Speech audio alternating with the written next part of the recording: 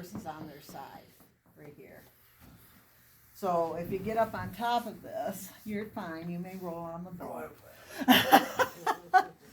So if you come up and look at this in here, you can see where you can get all of these big muscles that hold our legs together, but that's not really what they're about.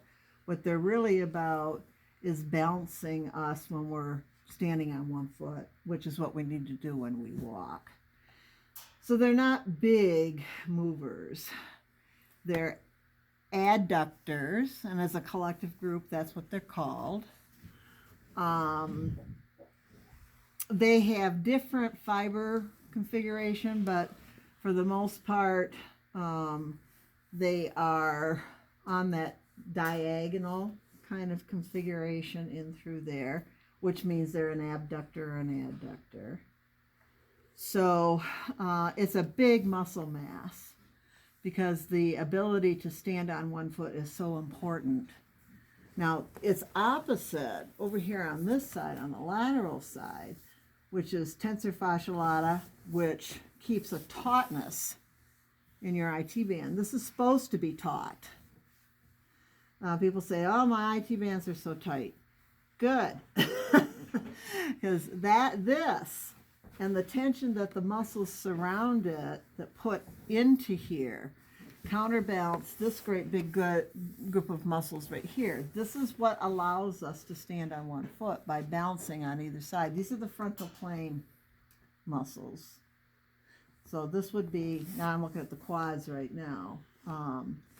So this group, and you've got your gluteus maximus and your tensor fasciae lata, and if I get back in here, to a certain extent, the gluteus medius group in here, their job, one of their jobs, I always had trouble getting this back on.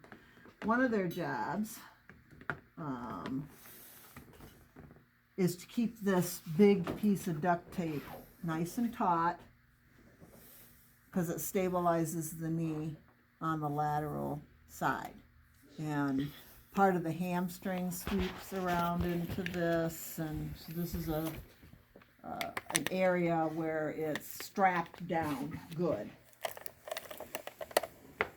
Not so much on this side. This is relying a little bit more on the muscle action to keep it firm. And you can see that you're getting attachments all the way in and around the capsule of the knee. And this combined tendon right here is called the pes anserinus or anserinus, or it's got a lot of names to it. How did you pronounce it? Pes anserine? Like the peroneus or whatever? No, it's this common tendon right here. So much for any kind of agreed upon pronunciation of it. This is responsible for a lot of knee issues right in through here. In fact, the person I just went and checked over there at the spa, that they've got some tenderness in through here. So they've been doing a lot of squats, which it's really hard on here, a lot of rub in through here. But if somebody's got knee issues, we want to pay attention to this medial side and through here. And the best way to do that is when they're sideline, to get into that. I'll show you options, but none of them are as good as sideline. So the massage again would be kind of with the grain and across the grain. Then we've got down here, this is the gastrocnemius. It is a plantar flexure. When it pulls, the toes come down. Plant the toes in the ground. That's your calf. This part, if I pull this out of here, we'll put this back, thank you very much. Get right in here with that camera. This is gastrocnemius. It comes way over and attaches onto the femur, which means it can flex the knee. So if the hamstrings are busy extending the hip, because the glutes aren't. This is those muscle synergies or the firing patterns, which we'll eventually learn. Gastroc can do it, but it really has to pull. And a lot of times when people have pain behind their knee, it's strain in this area right here on the gastrocnemius. And then if I take part of the head off, you'll see the soleus underneath here, and you'll also see this little thing called plantaris.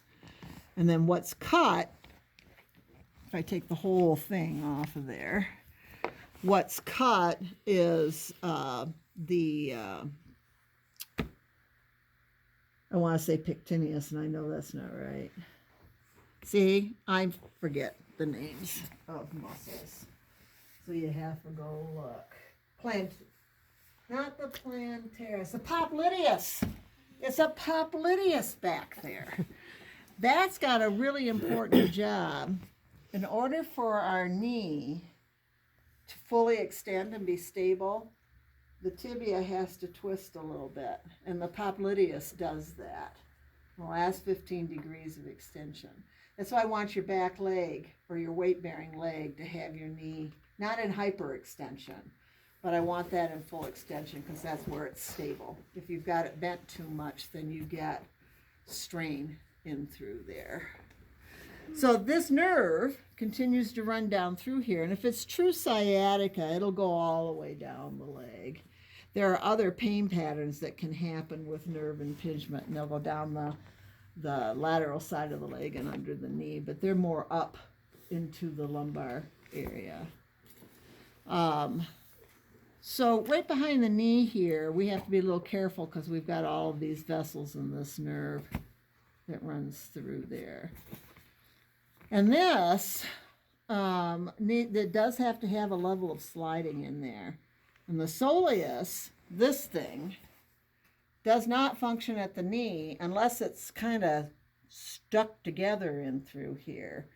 And then if that's trying to ride along with the gastrocnemius when it's bringing you up on your toes, which you have to do to walk, that's one of the things that will start to irritate the Achilles tendon and give you tendonitis down through there. Rolling over to the other side, there's not much you do in through here except try to get a little bit of would be when they're on their sides still. Try to get a little bit of pliability where the muscles start to weave more deliberately into the IT band.